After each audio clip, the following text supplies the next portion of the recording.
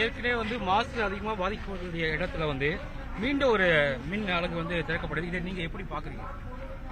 நீங்க சொல்றதா நீங்க சொல்றீங்கல்ல, மாசு அதிகமா இருக்குதுன்னு. அது கருத்து கேட்கறது யாரு தெரியுங்களா? மாசு கட்டுப்பாட்டு வாரியம். அதுக்கு தான் அங்க தட்டுப்பாடா இருக்குது. அவங்களுக்கு தெரியும் இது பேராபத்தை விளைவிக்குது.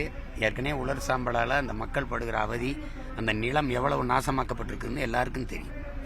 மாற்று மின்பருக்கு இருக்கும்போது அதை நோக்கித்தான் நீங்க நகரணுமே ஒழிய, அதை நோக்கி செல்வதா நாட்டினுடைய சூழியலுக்கு, இயற்கைக்கு, மக்களின் பாதுகாப்புக்கு, எல்லாவற்றுக்கும் நல்லது. அதை விட்டுவிட்டு திரும்ப திரும்ப இந்த நச்சு திட்டத்தையே விரிவாக்கம் பண்ணிக்கிட்டே போறேங்கிறது ஏற்புடையது அல்ல.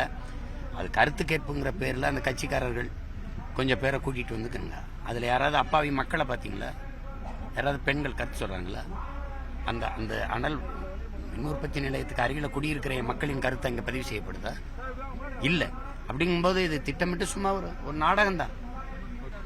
மின்சார தேவை தேவைப்படுது. யார் இல்லைன்னா அதுக்கு நீங்க வளர்ச்சி நீங்க எதிர்பார்க்கறீங்களா? யார் இல்லைன்னு சொன்னா வளர்ச்சினா எது வளர்ச்சின்னு எனக்கு சொல்லுங்க.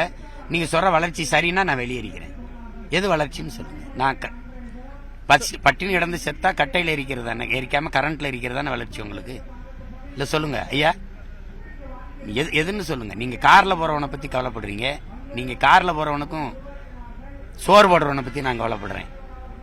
எதுன்னு சொல்லுங்க. எது வளர்ச்சின்னு சொல்லுங்க.